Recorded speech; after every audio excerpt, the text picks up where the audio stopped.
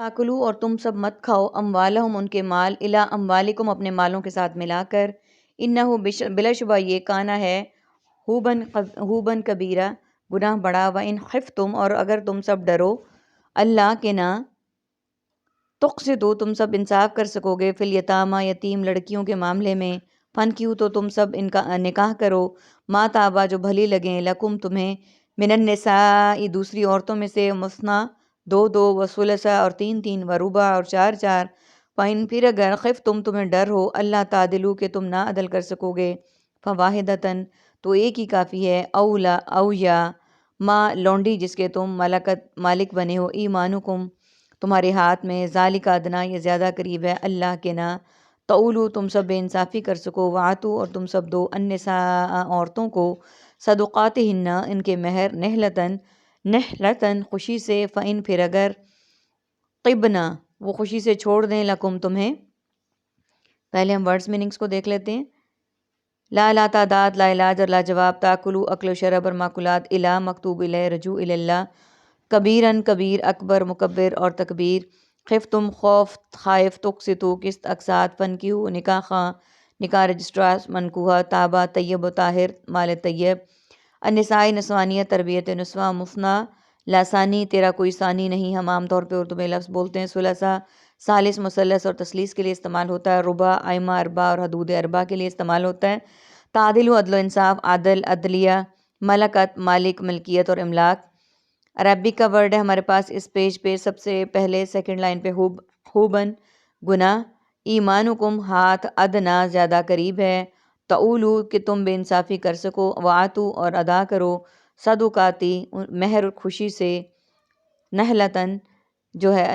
صدقاتی نہ مہر ہے اور نحلتاً خوشی سے طبنا اور خوشی سے یعنی کہ طبنا وہ چھوڑ دیں اگر خوشی سے. تو یہ ہمارے پاس عربک کے ورڈز تھے. اب ہم دیکھ لیتے ہیں اس کو. اور مت کھاؤ یتیموں کی بات ہو رہی ہے اور مت کھاؤ ان کے مال اپنے مالوں کے ساتھ ملا کر یہ یعنی کہ اس میں گٹ مٹ کر کے نہ کھا جو اور نہ ان کو بدلو. یعنی کہ پہلی بات کہا گیا کہ ان کے مال کو اپنے مال سے ان کے اچھے مال کو اپنے اچھے اس سے بدلو اپنے برے سے نہ بدلو. اور دوسری بات اس آیت میں کہی گئی کہ مت کھاؤ ان کے مال اپنے مالوں کے ساتھ ملا کر کہ یہ نہ ہو کہ بیچ میں گڑبڑ کر دو اپنے برے اور ان کے اچھے کو ملا دو اور پھر کھانے لگ جاؤ اور یہ اس کا مقصد یہ ہو کہ ان کے اچھے مال پہ قابض بن جاؤ. یعنی ملانے سے بھی اللہ تعالیٰ نے منع کر دیا اور یہ بھی بتایا کہ بلا شبہ یہ بہت بڑا گناہ ہے کہ تم یتیموں کے مال کو بدل لو یا پھر تم اپنے مال میں ملا لو. اور اگر تم ڈرو کہ نا انصاف کر سکو گے یتیم لڑکیوں کے معاملے میں تو تم نکاح کر لو. یعنی اگر تمہیں اس بات کا خوف ہو کہ تم یتیم لڑکیوں کے مال میں یا ان کے معاملات میں تم انصاف نہیں کر سکو گے تو تمہیں ان میں سے جو بھی بھلی لگیں جو بھی تمہیں پسند ہوں ان سے تم نکاح کر لو. یعنی دوسری عورتوں میں سے یعنی اس میں سے دو دو تین تین اور چار چار. اس سے مراد یہ نہیں ہے کہ دو سے یقیناً لازمی نکاح کرنا ہے تین سے یا چار سے لازمی. یہ اس طرح سے ہے جیسے ہم عام طور پہ سنٹینس بولتے ہیں اردو میں کہ فلاں چیز بانٹتے ہوئے سب کو دو دو دے دو. یعنی کہ دو دینا اس سے مراد یہ نہیں کہ دو تین اور چار ان کو ایڈ کر لیا جائے. ایڈیشن والا یہاں پہ رول نہیں ہے. پھر اگر تمہیں ڈر ہو کہ عدل نہ کر سکو گے زیادہ میں یعنی دو کا معیار دیا ہے دو تین یا چار کا. لیکن اگر اگلی آیت میں یہ بھی کہہ دیا ہے کہ اگر تمہیں ڈر ہو کہ عدل نہ کر سکو گے یعنی تم انصاف نہیں کر سکو گے زیادہ میں یعنی اگر ایک سے زائد تو تم انصاف نہیں کر سکو گے تو ایک ہی کافی ہے. اور ہمارے اسلامی معاشرے میں خاص طور پہ پاکستان میں تو یہ اصول ہر بندہ جو ہے نا وہ اپنانے کو تیار ہے. اور باقی رولز جو ہے نا ان پہ باقی سنتوں پہ عمل کرنے کا کوئی نہیں پتہ لیکن اس رول کا اس سنت کا ہر بندے کو پتہ ہے کہ اسلام میں 4 نکاح جائز ہیں. لیکن یہ آیت نشاندہی کرتی ہے کہ وہ ایک سے زائد کی صورت میں کر سکتے ہیں. یعنی اگر تمہیں ڈر ہو عدل نہ کر سکو گے زیادہ میں تو ایک ہی کافی ہے یا جس کے مالک بنے ہیں. یعنی تمہارے ہاتھ لونڈی یعنی لونڈیوں کا ذکر ہے لیکن اب تو لونڈیوں والا قانون ختم ہو گیا اس لیے اس کیٹیگری میں اب نہیں شامل ہوتے. تمہارے ہاتھ لونڈی یہ تو زیادہ قریب ہے اس بات کے کہ تم بے انصافی کر سکو. یعنی کہ اس میں بے انصافی کے اس بات میں یہ اس بات کے زیادہ قریب ہے کہ تمہیں اللہ تعالیٰ انصاف سے بچائے اور تم نا انصافی نہ کر سکو. اور اگر ادا کرو تم عورتوں کو اور ادا کر دو عورتوں کو ان کے حق مہر خوشی سے. یعنی اس آیت میں یہ کہا گیا ہے کہ تم عورتوں کو ان کے حق مہر جو ہے وہ خوشی سے ادا کر دو. یعنی جو ان کا حق مہر مقرر کیا گیا اس کو تم خوشی سے ادا کرو. اور اگر وہ خوشی سے چھوڑ دیں یعنی اگر وہ خوشی سے تمہیں کچھ ہبہ کرنا چاہے ہبہ کا مطلب ہوتا ہے تحفتاً دینا تو تم میں اجازت ہے، لیکن جو مقرر کیا گیا ہے اس کو خوشی سے دینا چاہیے، اور اگر وہ اپنی رضامندی سے کچھ چھوڑنا چاہتی ہیں، کچھ ہبہ کرنا چاہتی ہیں تو وہ کر سکتی ہیں، لیکن ان کو یہ حالات اس طرح کے پیدا نہ کیے جائیں کہ وہ چھوڑنے پر مجبور ہو جائیں۔ انشئین کچھ حصہ منہ اس سے، نفساً از خود یعنی وہ خود، فقلوہ تو تم سب کھاؤ اسے، ہنیم مرین مزے سے بغیر روک ٹوک کے،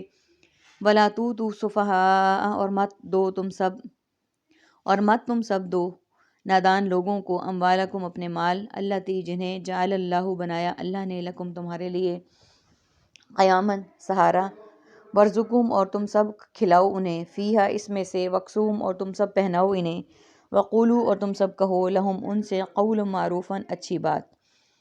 اب ان کے میننگز کو ہم دیکھ لیتے ہیں۔ شین شے اشیاء چیز، اشیاء صرف، منہ من جانب، من الشمس من حیث القوم، نفسا نفسا نفسی، فکلوہ اکل و شرب معقولات اور مشروبات، قیاماً قیام، قائم مقام اور مقیم قیامت، ارزقوہم رزق رازق اور رزاق، معروفاً عرف عام اور معروف، ابتلو، یہاں تک ہمارا آج کا، باقی انشاءاللہ اگلے سبق میں عربک کے ورڈز دیکھ لیجئے، اس میں ہمارے پاس زیادہ ہیں۔ ہنیم مرین، فکلوہ تو کھاؤ، ہنیم مرین مزے سے بغیر روک ٹوک کے، تو سفہاؤ نادان لوگوں کو، جعلا بنایا، وکسوہم پہناؤ، یعنی اس آیت میں جہاں پہ بات ہو رہی ہے کہ حق مہر ان کو دے دو، اور جو وہ اپنی مرضی سے چھوڑنا چاہیں اس میں سے کچھ حصہ خود تو کھاؤ اسے مزے سے بغیر روک ٹوک کے، یعنی جو انہوں نے اپنی مرضی سے اپنی خوشی سے دے دیا اسے کھاؤ بڑے مزے سے اور بغیر کسی روک ٹوک کے، بغیر کسی رکاوٹ کے، اور مت دو نادان لوگوں کو